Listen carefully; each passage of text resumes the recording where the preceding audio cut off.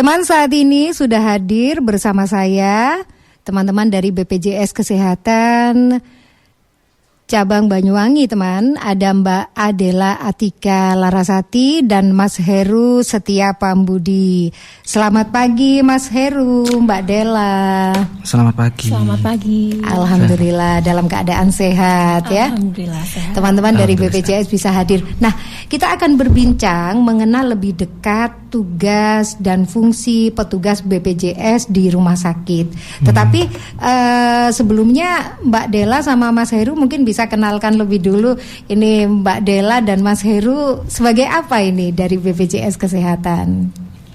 Ya, perkenalkan, nama saya Adela Atika Larasati. Saat ini saya sebagai petugas EP3RS atau Edukasi Penanganan Pengaduan di Rumah Sakit yang biasanya terkenal sebagai petugas BPJS 1. Ya, Mas Heru juga ya? Ya, sama. Ya, perkenalkan, nama saya Heru Setia Pambudi. Untuk di BPJS Kesehatan sendiri saya sebagai staf EP3RS. Seperti yang disampaikan tadi oleh Mbak Adel, kita bertugas untuk edukasi dan penanganan pengaduan di rumah sakit, seperti itu. Ya, jadi Mbak Adela sama Mas Heru ini namanya petugas dari BPJS 1 gitu BPJS ya. 1. Tapi mungkin bagi para pendengar ini masih bertanya-tanya juga, istilah BPJS 1 itu apa sih gitu kan? Apa sebetulnya BPJS 1 itu Mbak Adela atau Mas Heru? Kemudian tujuan utamanya dari program BPJS 1 itu apa gitu? Baik, jadi untuk BPJS 1 itu adalah singkatan dari BPJS Siap Membantu. Oh, BPJS Siap jadi Membantu. Petugas BPJS Siap Membantu itu adalah petugas BPJS Kesehatan yang bertugas memberikan informasi dan juga menangani pengaduan untuk peserta BPJS Kesehatan yang ada di rumah sakit. Jadi di setiap rumah sakit itu pasti yang bekerja sama dengan BPJS Kesehatan tuh pasti ada petugas BPJS 1-nya. Jadi pasti ada petugasnya di sana ya. Iya. Kalau klinik ada juga yang menerima BPJS? Ada petugasnya juga? Kalau di klinik itu ada petugas yang namanya PIPP. Ada petugas pemberian informasi dan penanganan pengaduan yang untuk di fasilitas kesehatan, yaitu petugas rumah sakitnya. Petugas rumah sakitnya. Yang nanti berkoordinasi dengan kita. Oh, jadi petugas nanti BPJS, petugas dengan BPJS 1. Iya. Nah, ini apakah semua rumah sakit mendapatkan pelayanan BPJS 1 ini? Ya, kalau untuk rumah sakit sendiri, untuk semua rumah sakit yang sudah bekerja sama dengan BPJS Kesehatan itu sudah pasti ada BPJS 1. Gitu, seperti itu. Ini rumah sakit milik daerah atau milik pemerintah ataupun swasta gitu ya? Tidak ada pembatasan atau pengecualian ya. Berarti semua rumah sakit yang bekerja sama dengan BPJS, baik itu yang swasta ataupun yang pemilik pemerintah daerah, itu pasti semuanya sudah punya petugas BPJS 1 seperti itu. Tapi apakah ada kriteria-kriterianya ini? Kalau untuk kriteria kita tidak ada kriteria, jadi semua memang di kami itu untuk BPJS 1 ini diwajibkan untuk semua vaskes atau rumah sakit yang sudah bekerja sama dengan kami seperti itu. Ya, jadi pasti ada di setiap rumah sakit. Pasti ada yang pasti menerima ada rujukan BPJS. Betul, gitu, baik itu rumah sakit swasta ataupun rumah sakit milik pemerintah gitu. Tapi ini apakah ada perbedaannya Mbak Adela atau Mas Heru ya, penerapan dalam perbedaan dan penerapan dalam BPJS 1 antara fasilitas kesehatan satu dengan yang lainnya gitu? Apakah ada bedanya gitu? Ya, kalau untuk perbedaan kami sampaikan tidak ada perbedaan untuk pelayanannya. Ya, BPJS 1 ini kita merupakan program kami juga untuk mempermudah pelayanan kami di fasilitas kesehatan rumah sakit seperti itu. Kalau kami bisa berbicara bahwa BPJS 1 ini kita lebih mendekatkan pelayanan kami kepada peserta seperti itu. Tidak selalu di kantor, tetapi peserta juga bisa mendapatkan pelayanan kami di fasilitas kesehatan seperti itu. Dan ini sejak kapan ada layanan BPJS 1 atau siap membantu ini? Ya, untuk BPJS 1 sendiri itu sudah ada sejak 2017. 2017 ya. Seperti itu. Jadi misalnya ada hal-hal yang berkaitan dengan layanan, ini bisa ya petugas BPJS 1 dihubungi? Bisa. Bukan hanya itu aja Ibu, di BPJS 1 itu juga kita terima terkait edukasi pasien, mungkin pasien membutuhkan edukasi dan segala macam. Dan juga kita juga bisa menerima pengaduan peserta seperti itu. Jadi BPJS 1 tidak hanya menerima permintaan administrasi saja, tetapi juga pengaduan peserta. Apapun lah. Apapun yang ada di. Apapun terkait dengan terkait apapun yang dikeluhkan oleh peserta BPJS ya ketika berada di rumah sakit tersebut. Betul, gitu ya. Iya. Sebentar ya Mas Heru sama Mbak Adela, ini ada yang gabung. Karima. Ada Pak Edi dari Serono bergabung di layanan telepon. Pak Edi, selamat pagi. Selamat pagi, alhamdulillah. Assalamualaikum warahmatullahi wabarakatuh. Waalaikumsalam warahmatullahi wabarakatuh. Silakan monggo Pak, pertanyaannya. Salam sehat semuanya, termasuk saudara saya dari BPJS. Kesempatan yang saya mau sampaikan, pengaduan. Saya setiap 2 minggu itu saya kontrol di rumah sakit Genteng, dan saya tidak menggunakan online karena di HP saya tidak tersedia.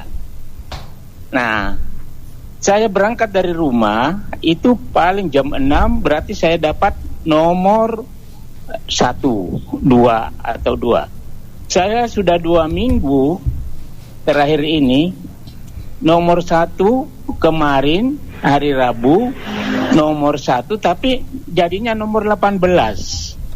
Ini pengaduan saya, tolong disampaikan kerjasamanya BPJS dengan Rumah Sakit Genteng. Karena didahulukan online 17 orang, berarti saya nomor 18 padahal nomor 1. Datangnya nomor 1 di sana gitu ya Pak ya. Ya, datanya nomor 1 dan ada kartu Mbak, ada karcis nomor 1. Tapi jadinya nomor 18 karena online didahulukan sampai habis. Nah, tolong kerjasama yang baik BPJS dengan Rumah Sakit Genteng. Ini pengaduan ini sebenarnya. Nah, kalau bisa seperti di puskesmas Kebaman, contoh, itu lansia dengan umum.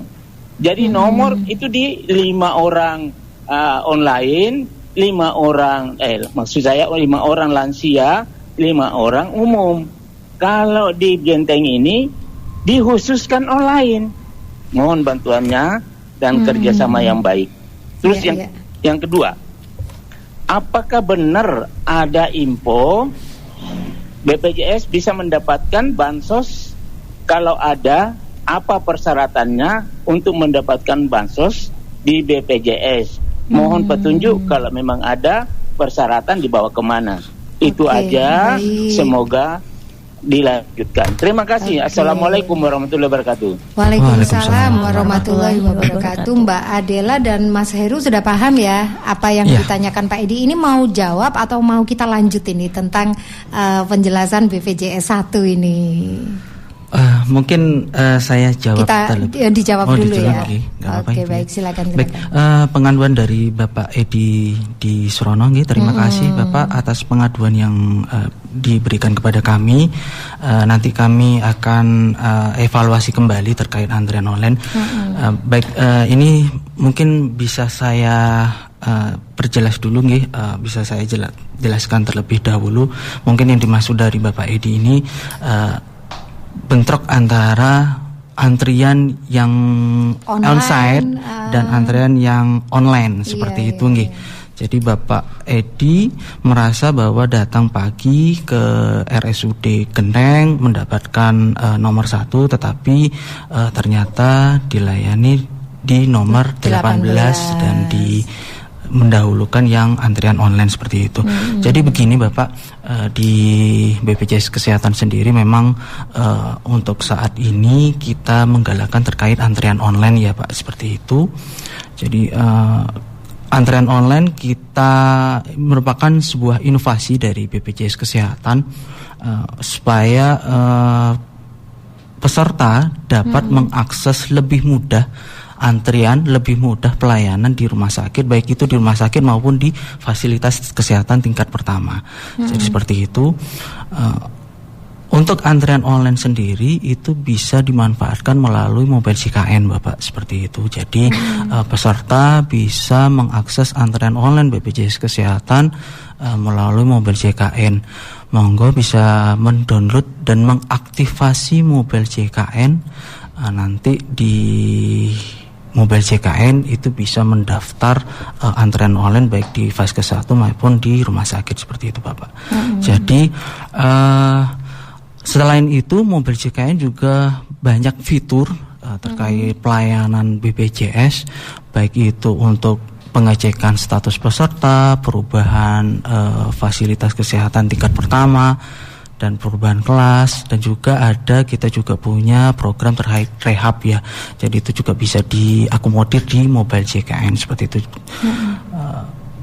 Jadi memang kemudahan untuk antrian online ini, terus terang kalau memang dari mobile JKN itu bisa memonitor, seperti bisa, itu, memonitor untuk saat ini antriannya sudah berapa yang berjalan, seperti itu. Jadi harapan kami dengan adanya antrian online ini melalui mobile JKN, peserta bisa lebih bisa melihat oh ini keadaan di rumah sakit seperti ini, oh nomor antrian sekarang yang sedang berjalan seperti ini. Jadi peserta tidak perlu mengantri dan menumpuk di rumah sakit. Harapan kami seperti itu. Jadi monggo Bapak, kalau memang dirasa kalau pelayanan di RS itu lebih mementingkan yang antrian online, mungkin masih Bapak bisa mencoba terlebih dahulu untuk install mobile JKN. Tidak harus di HP Bapak sendiri, bisa juga ya, salah satu anggota, misalkan anak Bapak atau istri Bapak mungkin bisa ada HP yang memang support dengan mobile JKN, itu bisa nanti install di mobile JKN, seperti itu. Terus yang untuk pertanyaan kedua, apakah benar BPJS bisa terima bansos ya?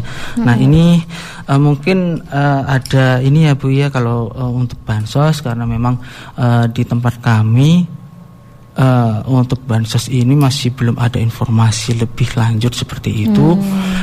Kami harap berhati-hati untuk peserta yang ada di Banyuwangi, apabila menerima informasi yang kurang tepat seperti itu, harap untuk cross check kembali, bisa menghubungi kami di BPJS Kesehatan untuk keakuratan dari informasi tersebut, seperti itu. Iya. Atau mungkin BPJS ini kan ada yang dari pemerintah itu loh. Iya. Nah itu biasanya kan pesertanya dapat bansos, tapi kalau yang mandiri kan enggak gitu ya. Oke. Di layanan telepon ini bergabung Pak Yanto, warga Sempu. Pak Yanto, monggo silakan.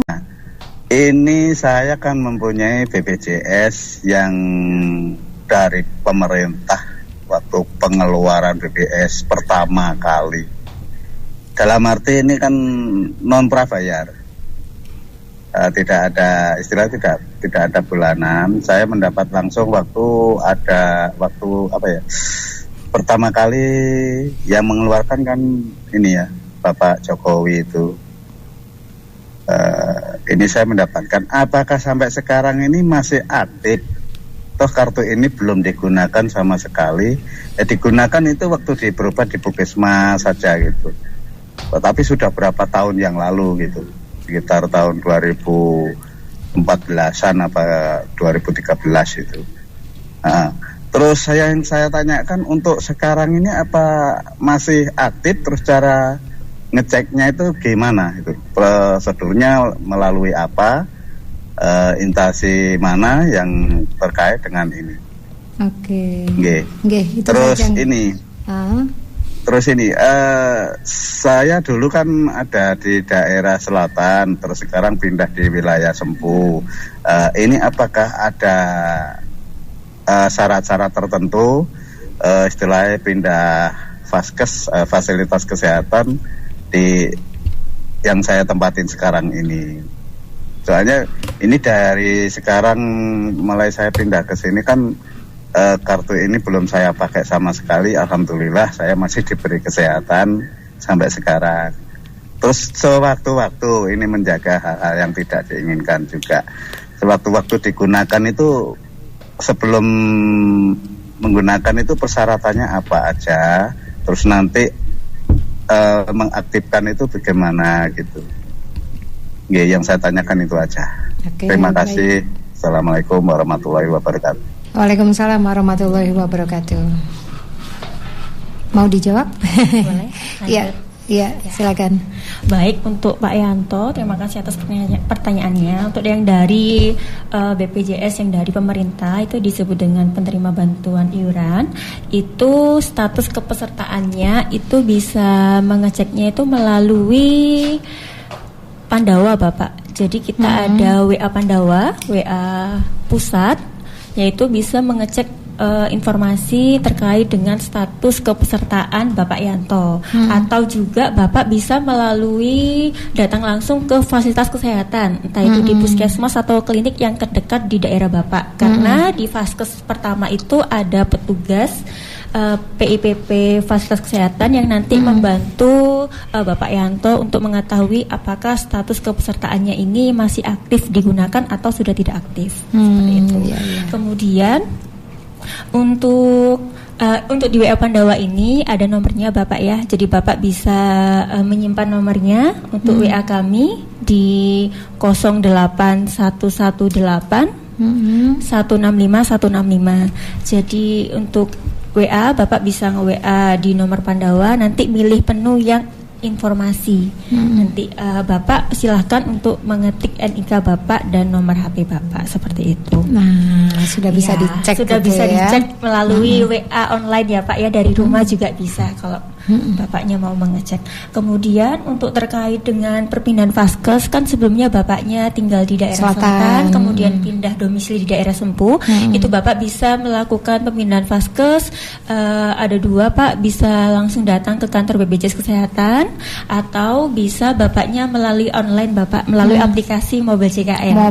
Ya, jadi Bapaknya dari aplikasi Mobile JKN itu Bapak bisa melakukan pemindahan vaskes Pak. Dan itu caranya mudah Pak G. Jadi jenengan bisa, Bapaknya bisa download dulu aplikasi Mobile JKN, kemudian masuk melalui aplikasi Mobile JKN. Di aplikasi Mobile JKN itu ada menu perubahan data peserta. Nah, di menu itu Bapak bisa melakukan perubahan data fasilitas kesehatan berdasarkan yang Bapak pilih yang dekat dengan domisili Bapak. Nanti berlakunya untuk fasilitas kesehatan yang baru itu per tanggal 1 bulan depan. Setelah melakukan perubahan fasilitas kesehatan. Jadi misalkan Bapak hari ini melakukan pemindahan, nanti berlakunya di vaskes yang terbaru per tanggal 1 November tahun 2024. Gitu. Dan untuk mengakses fasilitas kesehatan, Bapak hanya cukup membawa identitas KTP aja. Karena sekarang kita sudah tidak cetak kartu. Sekarang identitas tunggal kami adalah nomor induk kependudukan. Jadi semua warga yang memang sudah terdaftar BPJS Kesehatan bisa membawa KTP untuk berobat di fasilitas kesehatan, baik itu di FKTP maupun di rumah sakit. Seperti itu Bapak. Iya. Nah, semoga Pak Yanto ini bisa melaksanakan ini apa yang sudah disampaikan sama Mbak Adela. Nah, tadi kita sampai pada ini kalau perbedaan nggak ada ya, sama. Kemudian, nah ini petugas BPJS 1, ini peran apa saja ini yang bisa dilakukan petugas BPJS 1, Mbak Adela? Oke, boleh. Jadi untuk BPJS 1 sendiri itu perannya atau tugas dan tanggung jawabnya itu adalah memberikan informasi seputar layanan program JKN di rumah sakit, kemudian juga menindaklanjuti dan menangani pengaduan ketika peserta itu sedang melakukan perawatan, entah itu rawat jalan maupun rawat inap yang ada di rumah sakit, dan juga kita juga melakukan kunjungan langsung kepada pasien dirawat inap maupun dirawat jalan terkait dengan pelayanan yang sudah diberikan oleh rumah sakit. Ya, seperti itu. Ya, jadi itu, dan juga memberikan edukasi juga sesuai dengan kebutuhan peserta. Kemudian kita juga melakukan sibling. Sibling itu adalah survei, buktikan dan lihat langsung bagaimana pelayanan kesehatan yang ada di rumah sakit. Ya, baik itu mulai dari loket pendaftaran sampai dengan peserta itu mengambil obat. Jadi kita pantau, kita pengen tahu bagaimana fakta sesungguhnya yang ada di rumah sakit selama peserta BPJS itu mengakses pelayanan kesehatan. Gitu. Dan juga kita juga berkoordinasi rutin dengan petugas rumah sakit.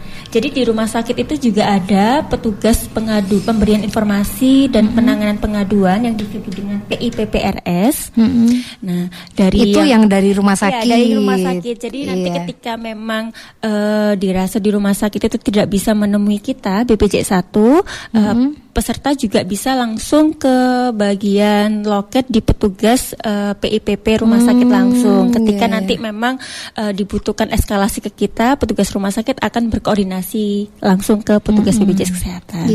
Nah, ini Pak Yusuf yang ada di Genteng tanya, kalau petugas BPJS 1 itu apakah ada ruangan khusus di rumah sakit? Apakah ngantor di sana setiap hari, jam kerja, atau ada petugas piket atau jaga begitu? Atau bagaimana? Apakah hanya by phone saja? Jadi begini, jadi BPJS 1 itu sifatnya mobile ya Ibu. Mobile. Ya, jadi ada memang ada jam kerjanya di rumah sakit. Itu biasanya itu kita berkeliling Ibu di rumah sakit bergantian ya, dan kita identik dengan rompi yang berwarna hijau yang bertuliskan BPJS 1, dan juga kita juga biasanya ada di pojok JKN setiap rumah sakit. Apabila memang tidak bisa menemui peserta petugas BPJS 1, di setiap rumah sakit itu ada poster Ibu yang berisikan nama, kontak sama foto petugas BPJS. Jadi ketika memang malam hari ketika darurat atau apa atau di luar jam kerja hari Sabtu atau hari Minggu, bisa menghubungi kontak yang tertera yang ada di poster di setiap rumah sakit. Begitu. Baik, saya ke Rima. Bu Vera ini menanyakan 1 tahun yang lalu Bu Vera ini BPJS-nya masih satu keluarga gitu ya, dalam satu kakak, Bu Vera, suami sama anaknya. Nah kemudian anaknya ini sudah nikah sehingga kan harusnya sudah punya kakak sendiri gitu ya. Kemarin itu pas anaknya datang ke rumah coba kayak pisah gitu untuk yang BPJS-nya lewat HP, tapi sampai sekarang itu belum nemu caranya. Nah ini seperti apa supaya nanti untuk pembayarannya itu bisa terpisah, Bu Vera sama suaminya sendiri, kemudian si anak dengan istrinya juga sendiri. Oke, baik. Ini mau dijawab atau kita ke BPJS 1 lagi nih? Karena ada yang menanyakan ini, untuk cara pengaduannya itu gimana? Tadi kan katanya ada poster ya, ada banner gitu ya di pojok rumah sakit, ada nama dan juga ada kontak dari petugas BPJS 1 yang bisa dihubungi ketika petugasnya itu nggak ada, karena kan mobile tadi ya. Nah ini caranya gimana ini mengajukan pengaduan ini? Melalui chat, melalui telepon atau bagaimana?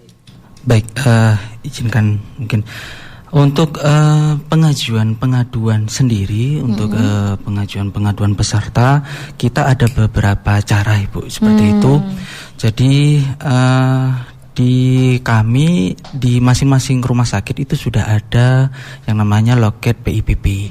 Nah, loket PIPP itu bisa juga disampaikan nanti kepada di loket yang di sana, di loket PIPP itu yang pertama. Terus yang kedua, kita juga menyediakan terkait portal web. Portal web. Webnya. Iya, ada portal web Itu biasanya kita sematkan atau kita tampilkan di sekitaran loket pendaftaran di rumah sakit. Jadi peserta bisa men-scan barcode yang ada di QR code, mohon maaf, QR code yang ada di sana. Nanti akan terhubung dengan aplikasi kami. Di aplikasi tersebut peserta bisa melakukan pengaduan peserta seperti itu, nggih. Atau bisa juga melalui mobile JKN. Nah, mobile JKN itu juga di salah satu fitur di mobile JKN itu ada pengaduan peserta seperti itu. Dan yang terakhir di masing-masing rumah sakit itu sudah kita sebar poster petugas BPJS 1 baik itu di BPJS maupun di rumah sakit seperti itu. Berikut juga kontak personnya seperti itu. Jadi peserta bisa menghubungi kami by chat atau melalui telepon. Oh, jadi telepon bisa, chat juga bisa. Betul, gitu. Ya, jadi mudah sekali. Nah, kalau pertanyaan dari Bu Vera tadi, Mas Heru apa Mbak Adela nih? Oke, silakan Mbak Adela. Baik, untuk yang terkait dengan yang 1 kakak tadi ya. Iya. Nah, jadi pendaftarannya sebelumnya 1 kakak, kemudian anaknya menikah, itu dilihat dulu ibu dari segmennya. Nah, bisa jadi nanti melakukan pembaruan kakak karena anaknya sudah menikah dan sudah memiliki kartu keluarga. Nanti bisa dilakukan pengecekan terlebih dahulu atau bisa melalui WA Pandawa. Nanti dipilih yang pembaruan kakak. Namun apabila di WA Pandawa dibutuhkan validasi lebih lanjut, peserta ini akan diarahkan ke kantor BPJS Kesehatan untuk dilakukan update data dan juga untuk pembaruan KK seperti itu. Ya, jadi mudah saja kok ya. Itu bahkan di rumah juga bisa gitu ya. Bisa di rumah melalui WA, di WA yang pusat kami itu bisa melakukan entah itu meminta informasi entah terkait dengan status kepesertaan, cek tagihan ataupun melakukan administrasi yang tidak dilakukan di kantor BPJS Kesehatan. Jadi bisa melakukan by WA di rumah. Baik. Jadi teman-teman bisa nanti ini apa yang sudah disampaikan sama Mbak Adel dan juga Mas Heru tadi. Tapi seandainya tetap mengalami kesulitan ini gimana ini Mbak Adela? Atau juga ini, apakah ada persyaratan khusus ini untuk bisa mendapatkan layanan BPJS 1? Ini yang BPJS 1 ya, yang BPJS 1 itu yang ada di rumah sakit itu ya, yang entah ketika kita rawat jalan atau kita rawat inap gitu ya. Untuk mendapatkan layanannya ini apakah ada persyaratan khusus gitu? Sebenarnya tidak ada persyaratan khusus. Jadi asalkan kita memang peserta. Ya baik. Jadi ya ketika memang peserta itu mungkin berkeluh atau mungkin kartunya tidak aktif atau memang ada kendala lainnya, itu bisa langsung kalau ketika di rumah sakit bisa menemui kita atau bisa langsung ke loket PIPP yang ada di rumah sakit. Iya. Atau misalnya ini karena sebetulnya ada ini terlambat bayar, otomatis kan ada denda gitu. Betul. Ketika rawat inap, ini ketika setelah rawat inap pasti kan ada denda yang harus dibayar kan. Ketika selesai rawat inap itu biasanya kadang ada yang masih kurang paham di situ. Nah, itu bisa juga. Bisa, nanti bisa menghubungi, mendatangi petugas. Biasanya kan dari petugasnya itu, petugas PPP itu akan diinformasikan kepada peserta terkait dengan denda layanan yang memang harus dibayarkan oleh peserta karena sebelumnya peserta ini menunggak pembayaran. Jadi nanti akan diinformasikan kepada petugasnya. Namun apabila peserta ini memang kurang informasi atau apa, biasanya langsung diarahkan ke kita by telepon atau biasanya langsung datang ke kantor BPJS Kesehatan untuk mengenai tanya terkait lebih detailnya kenapa kok bisa kena denda atau bagaimana perhitungan dendanya seperti apa. Oke, baik. Teman-teman masih ada waktu. Kita bersama tim dari BPJS Kesehatan Banyuwangi, teman. Ini ada Mbak Adela Atika Larasati dan Mas Heru Setiapambudi. Layanan telepon sudah bergabung Mas Adi. Halo Mas Adi, selamat pagi. Halo, selamat pagi menjelang siang. Nurul. Gimana? Silakan. Selamat siang dari narasumber BPJS ya ini. Mau tanya aja nih, kebetulan saya kan punya BPJS dari pemerintah itu ya. ini setiap kali saya berobat ke dokter umum di sekitar rumah saya yang paling dekat gitu. Kebetulan daerah saya di Kecamatan Belimbing Sari gitu ya. Ini pasti dokternya bilang, Mas punya BPJS? Nggak punya Pak gitu. Ya kalau bisa dipindah vaskes aja di klinik sini gitu. Nah yang saya tanya ini kan kalau misalkan ada rujukan atau apa misalkan yang berkepentingan di rumah sakit, otomatis saya kan harus berubah sama klinik yang bersangkutan yang pindah vaskes ini ya Mbak ya. Nah yang saya tanyakan misal kalau saya pindah lagi ke BPJS, kebetulan BPJS saya itu vaskesnya di salah satu puskesmas tempat daerah saya gitu. Nah ini misalnya saya pindah ke klinik dokter tersebut ya, kira-kira lagi nggak pindah lagi ke sebelumnya gitu ke puskesmas yang tertera dalam BPJS saya gitu. Itu kira-kira berapa bulan harus saya pindah-pindah vaskesnya gitu? Apakah kalau sudah pindah-pindah vaskes dari A ke B ke C gitu, kira-kira layanannya apakah sama gitu? Terus yang kedua yang saya tanyakan, misalnya kalau BPJS kita hilang kan, kita nggak bisa cetak lagi katanya tadi ya, itu tinggal pakai KTP saja itu juga apa bisa gitu. Ya mungkin itu saja pertanyaan saya. Terima kasih Mbak Nurul.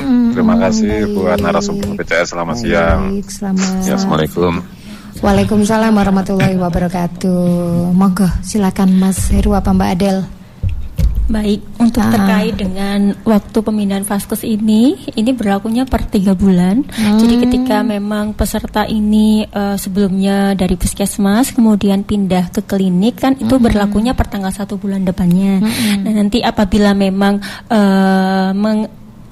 mengeluh karena mungkin pelayanannya kurang baik dari sebelumnya dan ingin berganti lagi ke fasilitas kesehatan sebelumnya, itu bisa berganti 3 bulan setelah berlaku untuk vaskes yang terbaru. Ya, jadi misalkan ketika hari ini melakukan pemindahan vaskes, berlakunya per tanggal 1 November, nanti bisa melakukan pemindahan vaskes lagi per bulan Februari. Jadi terhitung 3 bulan dari setelah berlaku di vaskes yang terbaru. Seperti itu. Jadi 3 bulan. Nah, ini kalau untuk yang mengalami kesulitan masalah administrasi BPJS Kesehatan, petugas BPJS 1 bisa bantu juga? Bisa mengontak kami dan juga bisa langsung kalau ke vaskes itu bisa langsung datang ke petugas PIPP puskesmasnya itu ada juga. Untuk yang terkait memang kartu tadi kan kita memang sudah tidak cetak kartu per tahun 2022. Jadi kita memang sudah identitas tunggal kami adalah NIK. Dan sudah sesuai dengan terhubung dengan dinas kependudukan. Jadi peserta ini bisa menggunakan KTP atau misalkan bisa menggunakan KIA untuk anak yang memang usia kurang dari 17 tahun atau bayi, dan juga bisa menggunakan kartu digital yang ada di aplikasi Mobile JKN. Jadi begitu. Jadi memudahkan peserta karena kalau misalkan kartu itu kan jarang untuk dibawa peserta atau hilang. Jadi peserta itu pasti membawa KTP. Jadi kita berusaha untuk memudahkan peserta kita untuk mengakses pelayanan kesehatan. Oke, baik. Gitu. Ya, sebentar. Karima, ada 2 pertanyaan terkait tunggakan pembayaran BPJS. Yang pertama ini dari Pak Hafid. Menanyakan kalau BPJS Mandiri mau pindah ke PBI gimana caranya, dan kalau nunggak gimana cara bayar nyicil. Soalnya itu alhamdulillah selama ini nggak pernah memakai gitu ya, alhamdulillah sehat. Kemudian dari Pak Iskandar, pada bulan September membayarkan BPJS untuk 3 orang dan terlambat 10 bulan sebesar 1.050.000. Kemudian pada sore harinya salah satu dari 3 orang itu masuk rumah sakit selama 3 hari. Pada waktu pulang dari rumah sakit disuruh membayar denda BPJS yang 10 bulan tadi sebesar 1.175.000 sekian. Nah, yang ditanyakan kenapa dendanya ini lebih besar daripada pembayaran BPJS yang terlambat 10 bulan tersebut. Oke, baik. Ketika peserta ini awalnya mandiri, kemudian beralih ke penerima bantuan itu sebenarnya tidak bisa ya Bu, karena yang mendaftarkan atau yang menonaktifkan dari pemerintah itu kan adalah dari pusat. Memang ada segmen yang bantuan dari pemerintah itu ada dua, ada yang dari memang pusat, ada yang dari kabupaten. Dari kabupaten. Nah itu kan kalau dari kabupaten itu berdasarkan SK Pemda juga. Ya. Kemudian untuk cara menyicil pembayarannya itu bisa dengan cara dicicil, yaitu melalui program rehab yang ada di aplikasi mobile JKN. Ya, ketika peserta itu misalkan menunggaknya 10 bulan, nanti di aplikasi itu ada perhitungannya Ibu, yang per bulannya yang bersangkutan bayarnya berapa sampai dengan lunas. Akan tapi untuk status kepesertaannya masih tidak aktif ya, dan tidak bisa digunakan. Ya, jadi ketika sampai lunas baru bisa digunakan untuk BPJS kesehatannya. Jadi ketika sedang menyicil itu status kepesertaannya masih tidak aktif. Jadi begitu ya.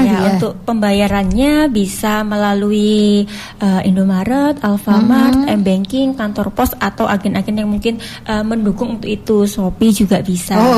Jadi sekarang memudahkan masyarakat untuk pembayaran BPJS kesehatan melalui media sosial, melalui handphone di rumah masing-masing seperti itu.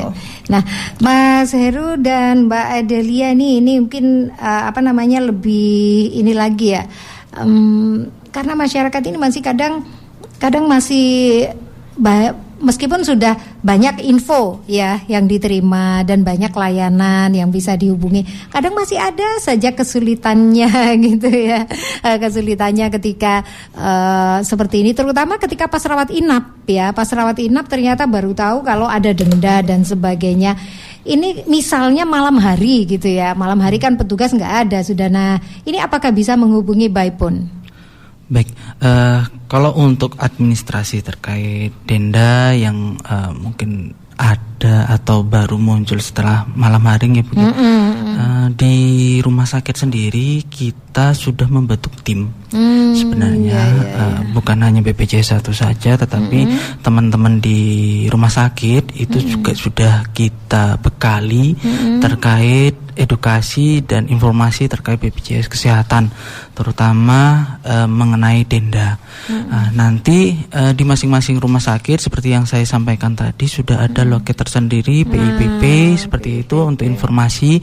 Monggo nanti peserta jika memang ada kendala administrasi seperti denda atau pengaktifan seperti itu bisa disampaikan terlebih dahulu ke teman-teman di rumah sakit seperti itu. Nanti kalau memang ada urgensinya seperti itu nanti bisa disampaikan langsung kepada kami seperti itu. Untuk perhitungan denda sendiri mungkin saya menyambung terkait pertanyaan dari Pak Iskandar tadi ya seperti ini.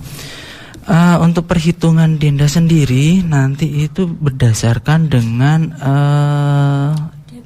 diagnosa pada saat pelayanan di rumah sakit pada saat itu seperti itu. Jadi nanti yang bisa menghitung itu dari rumah sakit, diagnosanya seperti apa, nanti itu ada perhitungannya, nanti dikali dengan jumlah menunggaknya, bulan menunggaknya seperti itu Pak. Seperti itu. Kalau kenapa Pak Iskandar merasa bahwa kenapa denda saya ini kok lebih besar ya daripada iuran pokoknya gitu seperti itu. Mungkin dari diagnosa yang didapat dari rumah sakit berbiaya tinggi, jadi mengakibatkan dendanya juga tinggi seperti itu.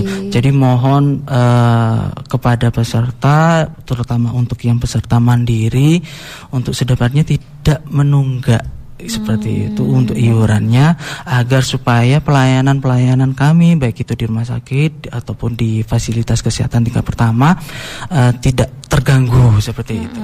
Jadi kalau peserta bisa membayar iuran lebih tepat waktu, lebih disiplin lagi, insya Allah denda tidak akan ada seperti itu. Ya, baik. Nah, teman, ini waktunya masih ada tersisa sedikit saja. Nanti kalau teman-teman sudah nggak ada pertanyaan, Mbak Adela dan Mas Heru ini yang akan memberikan info seputar petugas BPJS 1 mengenal lebih dekat tugas dan fungsi petugas BPJS di rumah sakit. Nah, ini dari beberapa pertanyaan tadi, ini mungkin Mas Heru atau Mbak Adela, ini apa sih yang harus para peserta BPJS ini tahu gitu, persiapkan ketika di rumah sakit atau ketika di klinik yang berkaitan dengan layanan itu tadi. Ini pastinya berkaitan dengan petugas BPJS 1 supaya nggak bingung gitu loh, supaya kadang-kadang kan ada rasa kekhawatiran gitu. Nah, ini apakah juga termasuk terhadap layanan yang diberikan oleh rumah sakit, apakah juga bisa nanti menyampaikannya ke petugas BPJS 1. Nggih, monggo. Untuk peserta ya mungkin lebih, kalau untuk peserta mandiri lebih dicek lagi, lebih tidak membayarnya telat. Untuk pembayarannya, kemudian untuk persyaratan sendiri tidak ada, hanya membawa KTP di fasilitas kesehatan dan itu akan dilayani yang akan dilayani. Kemudian ketika memang ada kendala ya memang langsung menghubungi petugas aja, datang ke FKTP-nya ataupun ke rumah sakitnya seperti itu. Jadi tidak ada persyaratan gimana. Ya, jadi nggak usah khawatir gitu ya. Jadi untuk petugas BPJS 1 memang mobile dan silahkan Bapak Ibu apabila ada kendala bisa menghubungi nomor-nomor yang tertera di poster kami, di poster di rumah sakit yang tertempel, entah itu di lokasi IGD, di lokasi loket pendaftaran maupun di ruangan-ruangan kamar rawat inap. Jadi bisa langsung menghubungi atau bisa langsung mendatangi petugas PIPPRS yang ada di rumah sakit masing-masing. Ya, oke. Kalau mungkin Mas menambahkan, ya silakan. Untuk peserta sendiri yang sedang berobat di rumah sakit tidak perlu khawatir Bapak Ibu, karena kami BPJS Kesehatan semampu kami untuk bisa memberikan pelayanan yang terbaik, baik itu di rumah sakit maupun di kantor seperti itu. Untuk informasi dan segala macam kami sudah menyebar poster. Monggo nanti kami bisa dikontak, di sana ada nomor telepon kami seperti itu, atau di masing-masing rumah sakit sudah ada loket PIPP sendiri. Kami bekerja sama dengan rumah sakit dan kita juga membentuk tim dengan rumah sakit seperti itu, bahwa di sana ada petugas tersendiri atau juga bisa melalui mobil JKN. Misalkan nanti Bapak Ibu ada keluhan atau seperti apa, bisa nanti mungkin bisa sambil pelayanan juga bisa menyampaikan nanti melalui HP, melalui mobil JKN seperti itu nanti bisa. Dan mobil JKN itu langsung terhubung dengan kami BPJS 1 seperti itu. Iya, jadi nggak usah khawatir ya, dimaksimalkan. Kalau seandainya sampai tetap kesulitan, bingung, DM saja ya ke Instagram. JKN Info JKN. Nah, Info JKN BWI, Info JKN BWI, teman-teman bisa DM di Instagram sana, nanti akan diarahkan gitu ya, seperti apa untuk membantu kesulitannya, terutama bagi yang saat itu rawat jalan ataupun rawat inap di rumah sakit. Nggak kerasa Mas Heru, Mbak Adela, waktunya sudah habis.